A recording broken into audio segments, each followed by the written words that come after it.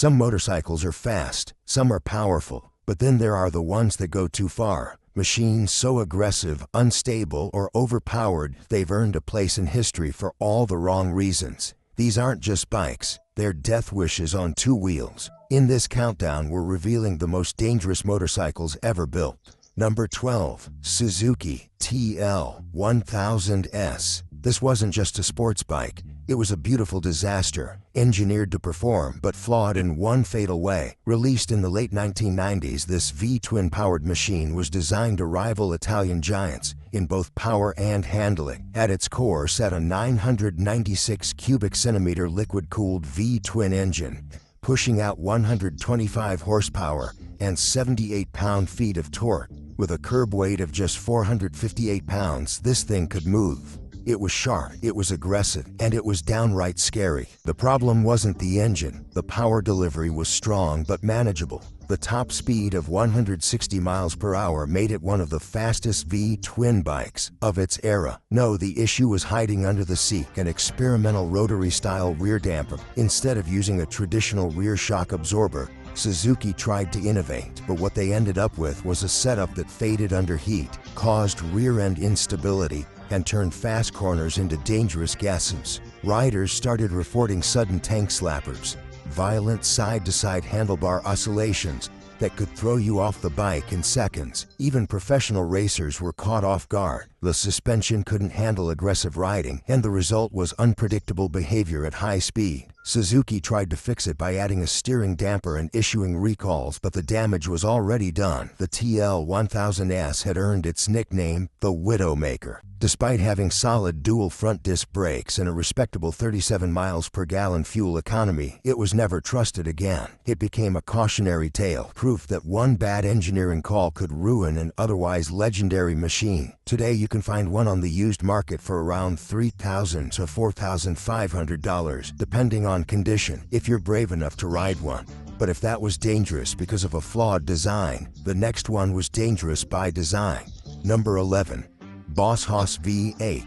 It rumbled like an earthquake and drew crowds like a carnival wherever it went, commanding attention before you even started the engine. The Boss Haas V8 is not a motorcycle for the faint of heart. It is a muscle car engine strapped between two wheels and pointed at the horizon. Introduced in the early 1990s, the Boss Haas redefined what too much looks like. Under the oversized fuel tank roared a 5,700 cubic centimeter liquid-cooled VE8 engine, pulled directly from Chevrolet's small block lineup. Depending on the version, it made between 350 and 450 horsepower, with a thunderous torque output of up to 450 pound-feet.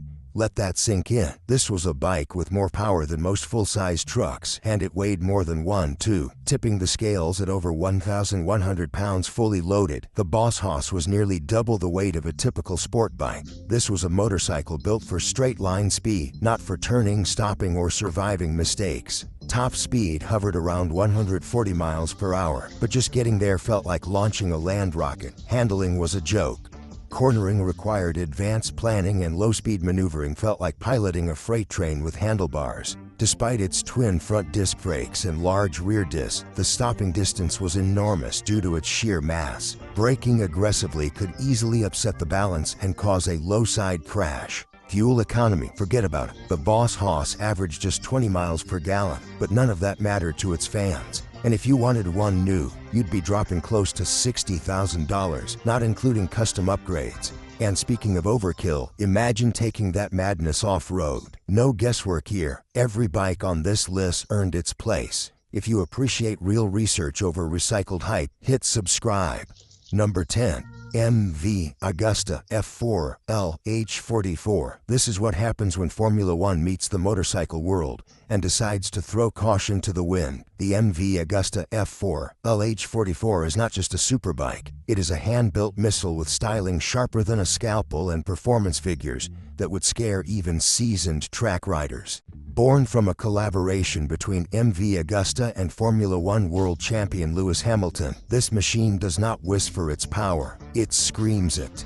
At its heart lies a 998 cubic centimeter liquid-cooled inline, 4-cylinder engine producing a staggering 212 horsepower and over 84 pound-feet of torque, tipping the scales at just under 495 pounds wet. The power-to-weight ratio on the F4LH44 is enough to launch it past 190 miles per hour. But this is not just about speed, it is about how that speed is delivered. Power comes on instantly and violently, with a throttle response that demands absolute focus and precision. A slight mistake, just a hair too much twist, and the rear wheel can break traction before the rider even realizes what happened. Its lightweight carbon fiber bodywork, race-tuned chassis, and stiff suspension mean it handles like a track bike. But that also means it punishes even minor errors.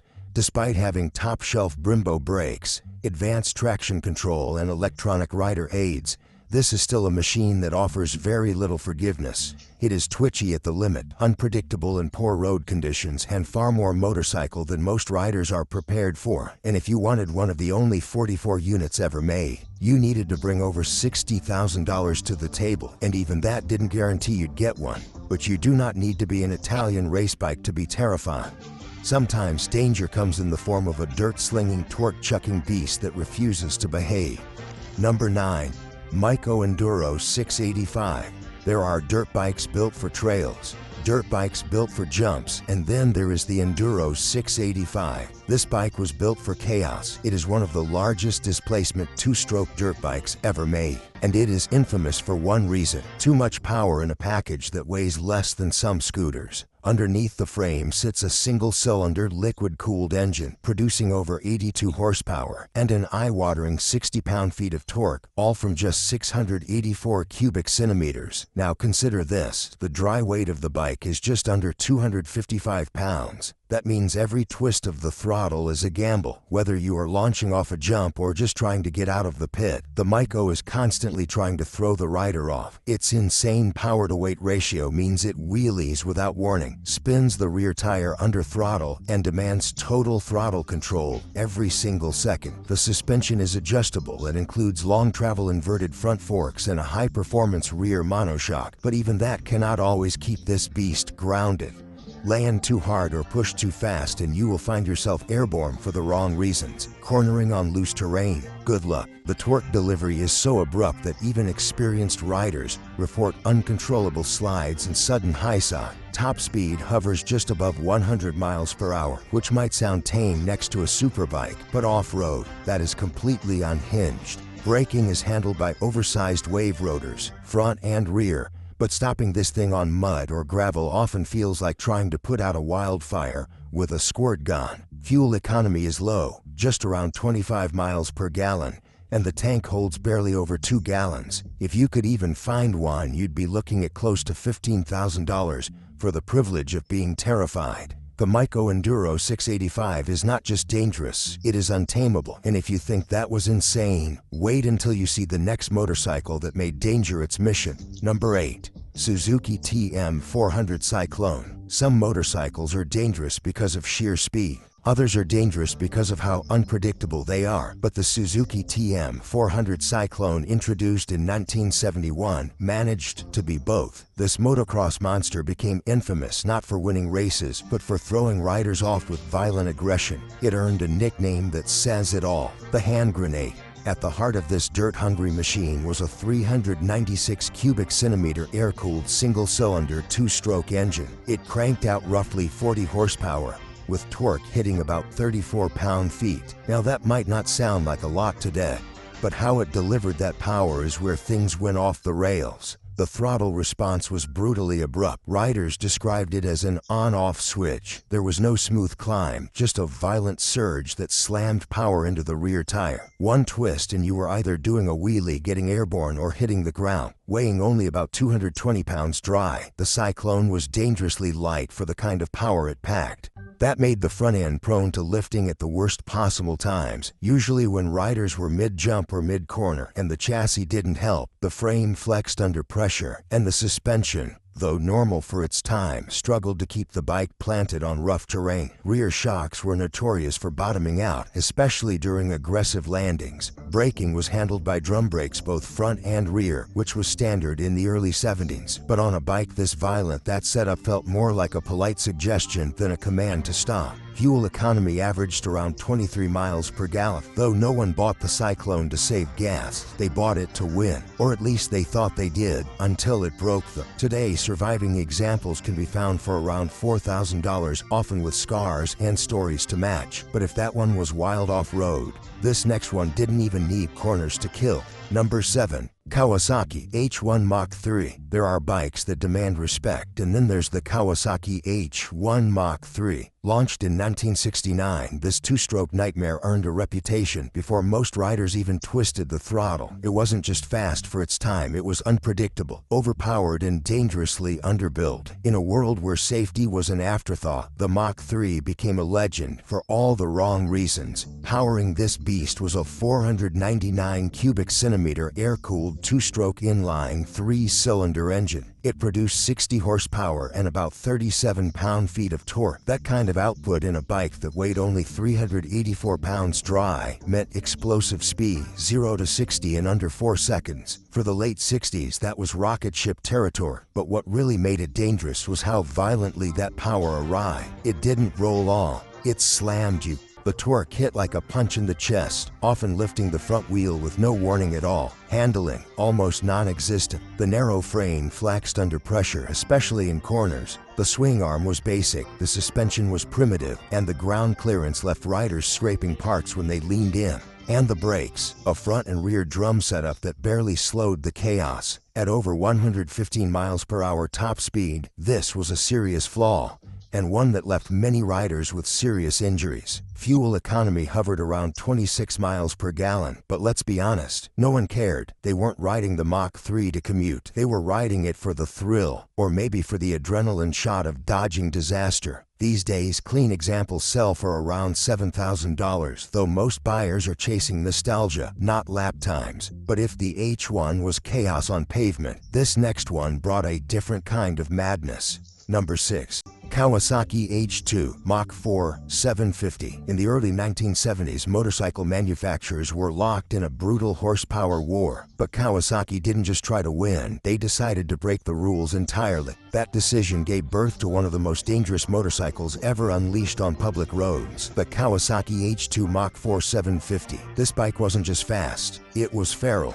Built around a 746 cubic centimeter air-cooled inline three-cylinder two-stroke engine, the H2 produced a wild 74 horsepower and 57 pound-feet of torque. At the time, those numbers were staggering for a lightweight machine that tipped the scales at just 454 pounds dry. But the danger wasn't in the specs. It was in the way they were delivered. The throttle on the H2 wasn't responsive, it was explosive. One twist and the front wheel would lift without warning, throwing unsuspecting riders into panic or straight off the bike. The power band was brutal, and there was no electronic safety net to catch you. No traction control, no anti-lock braking system, not even a stable chassis. In fact, the frame flexed under stress, especially when cornering at high speeds. The front forks often failed to keep the front planted, leading to serious instability and the dreaded high-speed wobble. Stopping this missile was another issue. A single front disc and a rear drum brake were expected to tame a motorcycle pushing 120 miles per hour. It didn't work. Braking distances were long and fade was common. Today, expect to pay at least $10,000 for a clean, unrestored example, if you can even find one. But believe it or not, the next bike makes this one look like a gentleman. Number 5. Brough Superior SS100. Before disc brakes, traction control, and modern suspension, there was the Brough Superior SS100. And in the lawless roads of the 1920s, it was a beast that terrified even the boldest riders. Known as the Rolls-Royce of motorcycles, the SS100 wasn't just a luxury icon, it was a death-defying speed machine. Built with a 1,000 cubic centimeter air-cooled V-twin engine, it produced 73 horsepower and 55 pound-feet of torque, a jaw-dropping output for a motorcycle in that era. What made the SS100 so dangerous wasn't just its raw speed, it was the lack of anything to control it. Tires were thin and made of primitive rubber. Brakes were rudimentary drum setups, barely capable of slowing the bike down from triple-digit speeds. Roads were uneven, unpaved, and littered with hazards. There was no rear suspension. Riders had to hold on with brute strength and hope the bike didn't throw them into a ditch with the next bump. Even the promise of the SS100 was reckless. It was sold with a guarantee that it would reach 100 miles per hour or it wouldn't leave the factory. Weighing just over 390 pounds dry, it was nimble, but twitchy and prone to tank slappers at high speed. The lightweight chassis flexed under pressure, and riders frequently described the sensation of the bike writhing underneath them like it had a mind of its own. Today, an original model in pristine condition can sell for over $400,000 at auction, making it one of the most expensive and deadly vintage motorcycles ever built. This wasn't just a motorcycle, it was a dare on two wheels. But if Brough flirted with danger, the next machine sprinted straight into madness. Number 4. Harley Davidson Sportster S. At first glance, the Sportster S looks like a stripped-down stylish cruiser, built for casual rides and weekend fun. But under its minimalist frame hides a performance beast that has shocked many riders into submission. Reintroduced in the early 2020s, the Sportster S was Harley Davidson's attempt to modernize the legendary model by blending traditional aesthetics with high-octane performance. The result? A motorcycle that feels more like a sprinting racehorse than a laid-back boulevard cruiser. At the heart of the bike is the Revolution Max engine, a 1,253 cubic centimeter liquid-cooled V-twin. It produces an astonishing 121 horsepower and 94 pound-feet of torque.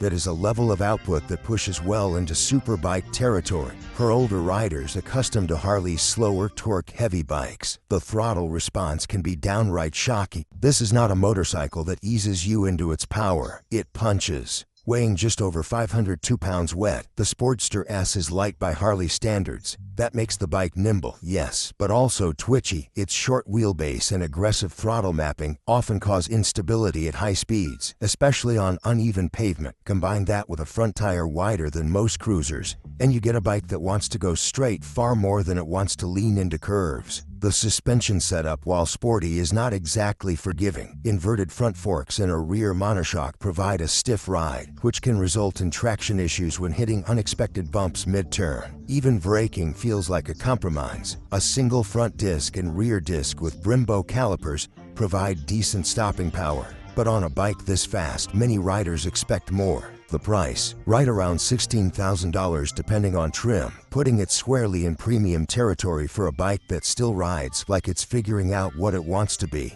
But the next bike wasn't hiding its madness. It wore it like a badge of honor. Number 3. Suzuki GSXR1100. In the world of legendary superbikes, the GSXR1100 stands as a cautionary tale. Introduced in the late 1980s and refined through the early 1990s, it promised sheer performance, but the price was control. Riders who underestimated this machine learned quickly that it could bite, and bite hard. At its core sat an 1,136 cubic centimeter air and oil-cooled inline four-cylinder engine, 145 horsepower and 85 pound-feet of torque that gave the GSXR1100 the kind of acceleration that felt unrelenting, especially with its aggressive throttle curve. It didn't climb toward redline. It screamed there, violently and without hesitation. Weighing around 593 pounds wet, the GSXR was not particularly lightweight, but its engine more than compensated. Still, the chassis didn't always keep up. The frame was flexible by modern standards, which led to high-speed instability, particularly when cornering on uneven roads or during quick transitions. Add in the lack of modern electronic aids, no traction control, no anti-lock braking system, and every ride became a test of raw skill. The brakes consisted of dual front discs and a single rear disc, which were decent for the era, but far from confidence-inspiring under aggressive riding. Long stops, fading pressure, and uneven road feedback made emergency braking more of a gamble than a guarantee. Riders also had to wrestle with the ergonomics. The riding position was stretched and extreme, designed more for racing than comfort. Long rides turned into physical battles, but short bursts, those were exhilarating. You can still find one on the used market today for anywhere between $4,000 and $7,000, depending on condition. Just know, you're not buying a bike, you're buying a test of nerve. But if you thought this one was twitchy, you haven't seen what 8 cylinders can do. Number 2. Moto Guzzi V8. Back in the 1950s, most motorcycles followed a pretty simple formula: lightweight frames, single or twin-cylinder engines, and just enough performance to get the job done. But Moto Guzzi had other plans. What they created was one of the most ambitious and terrifying race bikes ever built, the Moto Guzzi V8. It was a machine that pushed the boundaries of engineering far beyond what riders were ready for. At the heart of this beast was a 500 cubic centimeter liquid-cooled V8 engine. Yes, you heard that right. 8 cylinders in a Grand Prix motorcycle. It produced around 78 horsepower and 35 pound-feet of torque, numbers that were astronomical for the time. The bike's dry weight was just under 325 pounds, giving it a power-to-weight ratio that made it feel more like a jet than a motorcycle. But with that power came a storm of problems. The V8 engine had to be revved aggressively to reach peak performance, and doing so required absolute precision. One mistake, one bad line, one twitchy throttle input, and the bike could go from hero to high side in a heartbeat. Riders often described it as feeling like the machine was trying to rip itself apart beneath them. Its top speed was rumored to exceed 170 miles per hour, but most riders never dared to find out. The tires of the time weren't made for that kind of speed. The drum brakes faded quickly, and the suspension, though advanced for the day, simply couldn't keep up with the engine's aggression. Even professional racers were hesitant to push it. Today, if one ever appears for sale, expect a price tag north of $2 million, if the seller is even willing to part with it. Now let's talk about a bike that didn't just push limits, it shattered them. Number 1. Kawasaki Ninja H2R.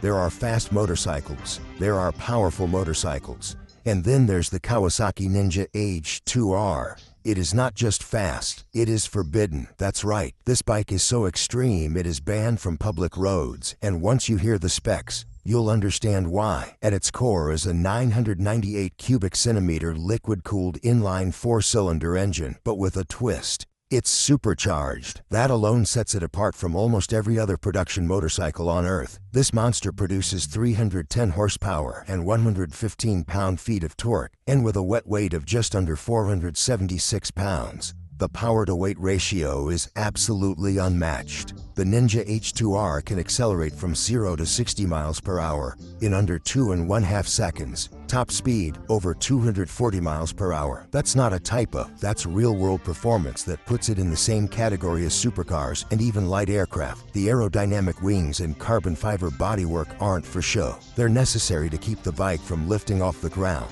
Braking is handled by high-performance Brembo calipers with oversized dual front discs and a large rear disc, giving it the stopping power it desperately needs. But here's the catch. Even with the best brakes in the world, slowing down from over 200 miles per hour requires reflexes, skill, and courage that few riders possess. This is not a bike for the faint of heart. It's not for the average rider, and it's definitely not for public roads. The Ninja H2R is a track-only machine, a purebred performance weapon that redefines the word dangerous. It's a mechanical missile dressed like a motorcycle, and if you want to own one, prepare to spend at least $55,000 before you even get it on a track. So which one of these beasts would you be brave enough to ride? Or would you keep both feet firmly on the ground? Let us know in the comments below. And if you enjoyed this deep dive into the world's most dangerous motorcycles, make sure to hit that subscribe button and turn on notifications.